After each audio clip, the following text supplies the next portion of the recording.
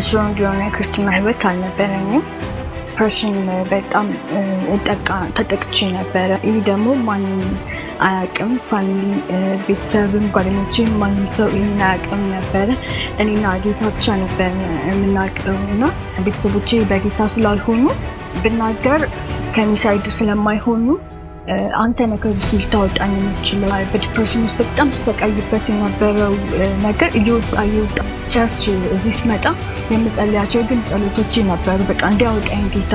ልክ ከእንቅልፌ ስነቃ የዳጊን እስኪ ላመስግን የሚለውን መዝሙር እየዘመርኩ ነበር ከእንቅልፌ የነቃሁት ማለት ነው። ከጌታ ጋር አታችመንት አልነበረኝም። በቃ ጌታ ጥያቄዎቼ እንዲመልስ ብቻ ነበረ የምጸልያቸው ጸሎቶች። ዓለም ትንሽ ታታለኝ ነበር፣ ግን ይሄ በጣም ከባድ ነው። እግዚአብሔርን በጣም ነው የማመሰግነው። ከአንደበት ከቃላት በላይ ነው ጌታ። ለሰው የማይቻል ለእግዚአብሔር ሁሉ ይቻል።